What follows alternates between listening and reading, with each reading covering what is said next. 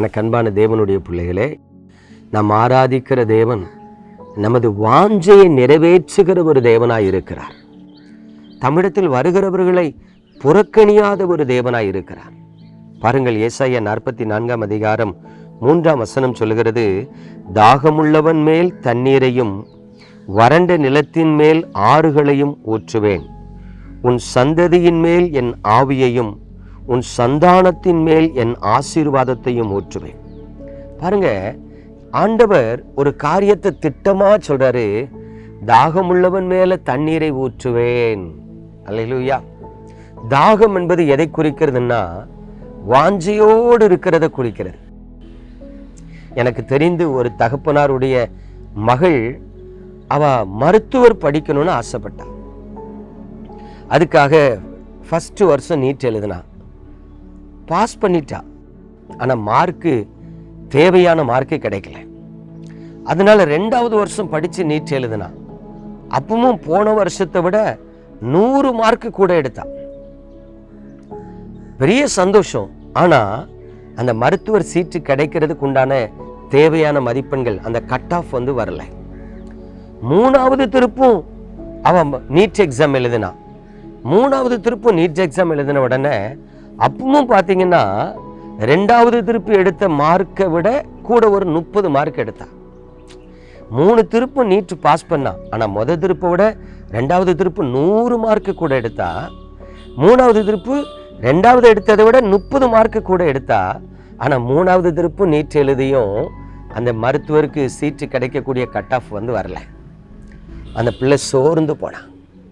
அந்த தகப்பன் பார்த்தாரு, சரிம்மா, இனி நீ என்ன பண்ணு, ஏதாவது ஒரு ஆர்ட்ஸ் காலேஜ் எடுத்து படி அப்படின்னு சொல்லி சென்னை பட்டணத்தில் ஒரு ஆர்ட்ஸ் காலேஜில் அவளை படிக்க சேர்த்தாங்க.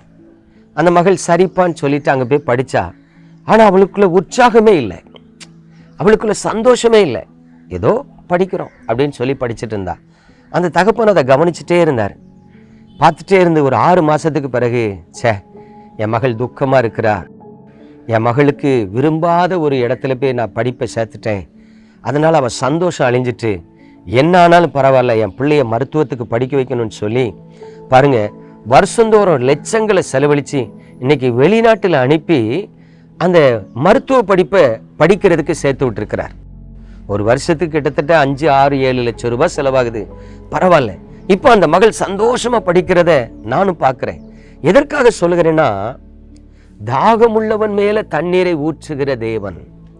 ஒரு உலக பிரகாரமான தகப்பனே தன் மகள் விரும்பின காரியத்தை அவளுக்கு கொடுக்கணும், அதுக்காக எத்தனை லட்சம் செலவானாலும் பரவாயில்லன்னு தன்னை அர்ப்பணித்து தன் மகளை செலவழித்து படிக்க வைக்கிறார் என்றால், நாம் ஆராதிக்கிற தேவன் உங்கள் வாஞ்சையை நிறைவேற்றுவேன் என்று சொல்கிறார். நீங்க பரிசுத்தாவின் அபிஷேகம் வேணும்னு காத்திருந்தா உங்களை பரிசுத்தாவினால் அபிஷேகம் பண்ணுவார். ஐயா, என் கடன் பிரச்சனை எல்லாம் மாறி நான் சமாதானமா சந்தோஷமா வாழணும்னு ஆசைப்பட்டா உங்க கடன் பிரச்சனைகளை மாற்றி உங்களை சந்தோஷமா வாழ வைப்பார். எனக்குன்னு ஒரு சொந்த வீடு இல்லை, எனக்குன்னு சொல்லி ஒரு சொந்தமான வீடு வேணும்னு ஆசைப்பட்டீங்கன்னா அந்த ஆசீர்வாதத்தை தந்து அவர் உங்கள் மன விருப்பத்தை நிறைவேற்றுவார். எனக்கு அன்பான தேவனுடைய பிள்ளைகளே, அதைத்தான் இங்கு ஆண்டவர் சொல்லுகிறதை பார்க்கிறோம். வறண்ட நிலத்தின் மேல் ஆறுகளை ஊற்றுவேன். இன்னைக்கு உங்களை ஆசீர்வதிக்கிற ஒரு கர்த்தர் இருக்கிறார். உங்கள் மன விருப்பத்தை நிறைவேற்றுகிற தேவன் இருக்கிறார். உங்கள் ஜெபங்களுக்கு பதிலளிக்கிற ஒரு ராஜா இருக்கிறார். அவருடைய கரம் குறுகி போகல, அவருடைய செவி மந்தமா இல்லை. உங்கள் ஜெபங்கள் கேட்கப்பட்டு கொண்டிருக்கிறது. உங்கள் மன்றாட்டுக்கு சீக்கிரம் பதில் வரும்.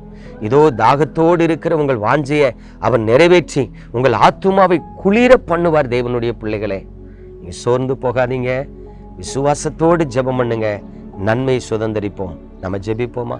எங்கள் அன்பின் பரலோக தகப்பனே, பரிசுத்தமான இந்த காலை பொழுதிலும் நீ தந்த கிருபையுள்ள வார்த்தைகளுக்காய் ஸ்தோத்திரம். உன்னுடைய வார்த்தைகளை கொண்டு உமது பிள்ளைகளை ஆசீர்வதிக்கிறேன். யாரெல்லாம் தாகத்தோடு இருக்கிறார்களோ, யாரெல்லாம் வாஞ்சையோடு இருக்கிறார்களோ, ஒவ்வொரு பிள்ளைகளையும் நீர் ஆசீர்வதிப்பீராக. ஒவ்வொரு பிள்ளைகளையும் நீர் கண்ணோக்கி பார்ப்பீராக.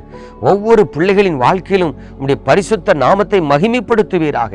ஆண்டவரே, உம்மை நம்பி வந்த பிள்ளைகள் வெட்கப்பட்டு போகாதபடி அவர்களை நன்மையினால், கிருபையினால், இரக்கத்தினால் நீர் முடிசூட்ட வேண்டும் என்று எங்கள் இரட்சகரும் மீட்பெருமாகிய இயேசு கிறிஸ்துவின் பரிசுத்த நாமத்தில் ஜெபிக்கிறேன் நல்ல பிதாவே, ஆமென்.